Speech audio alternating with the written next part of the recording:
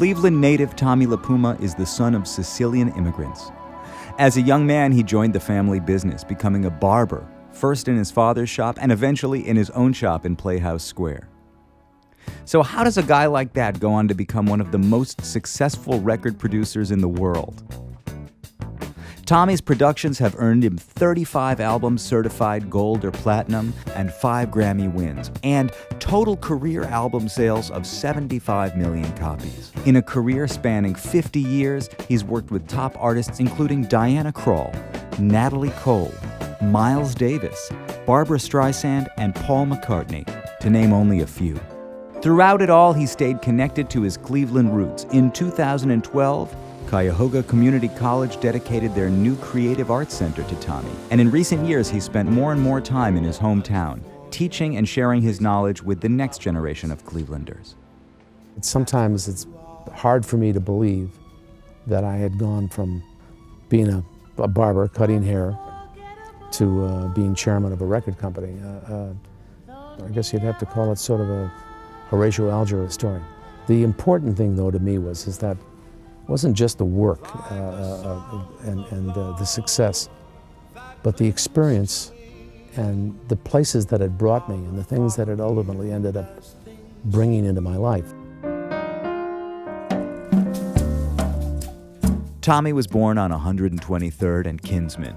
He was the youngest child among 5 siblings, 2 older brothers and 2 older sisters. It was like having 3 sets of parents. You know, after so many years, to have a new brother come in the family, they just all showered him with affection and attention. And Tommy came down with an illness as a boy, and the recovery was long and lonely. But while he was falling behind in school, he was falling in love with music. Lying in bed as a boy, he discovered something that would ultimately change the course of his life forever: the radio. Specifically, the R&B station in Cleveland, WJMO, where he discovered artists like Nat Cole, who would later have a large impact on his career. Since he didn't finish high school, his father demanded that he learn a trade, so Tommy became a barber.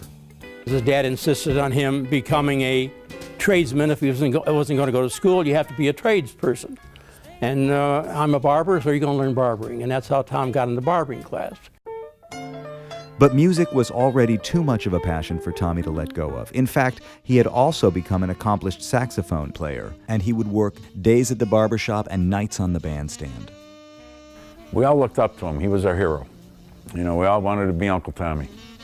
I mean, how many guys had an uncle that was single and a barber and drove a convertible and played in a band? I mean, it just doesn't get any cooler than that.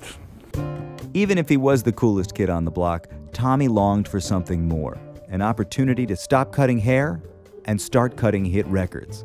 That opportunity came in the form of a job packing records at a local record distributor. Within a short time, he moved to Los Angeles to work in the record business, first as a promotion man, then as a publisher, and eventually as an A&R man for A&M Records. He arrived in California at a crucial moment in the record business, and his passion for music, as well as his ability to connect with people, allowed him to thrive in that environment. Pretty soon, he had his first hit record. So in 1965, I cut a record with a group of kids that had just gotten out of school. I found this song that Pete Seeger had done. It was called Guantanamera. So when I found this song, I thought, gee, maybe I'll do this with the Sandpipers. We did this record and it became a smash. You know, the mid to late 60s, the music business just exploded in Los Angeles. And I wanted to work with talent. And that's exactly what Tommy has done. For the last 50 years, Tommy's produced some of the most talented artists on the planet.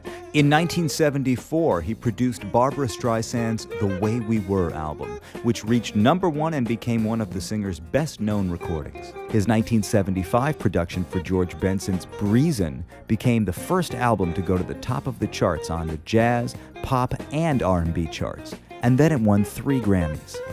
Natalie Cole's 1991 Unforgettable album, another great Tommy LiPuma production, won 6 Grammys, sold millions of copies, and brought the music of Nat King Cole into the homes and stereos of a new generation of music lovers.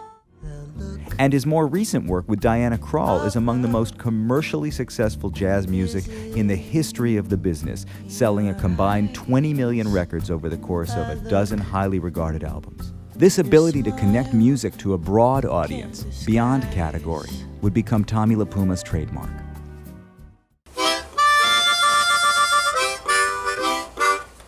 Tommy LiPuma?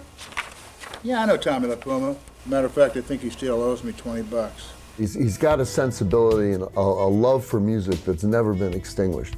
He has this unique, in my experience, unique ability to create an atmosphere in the studio that is just so conducive to producing great music. You know, if it wasn't for Tommy LiPuma, I wouldn't know that grown men can still call each other babe. He's very quietly pushing you to still be the best you can be, and if it means that everybody else has got to go so that you can do what you do, that's what he creates for you. If I didn't know Tommy LiPuma, I wouldn't know it's possible to make good, strong coffee at home. No detail goes unnoticed, and it always makes things better. He's been the most successful person commercially in the history of jazz. Tommy LiPuma, Tommy, you the man.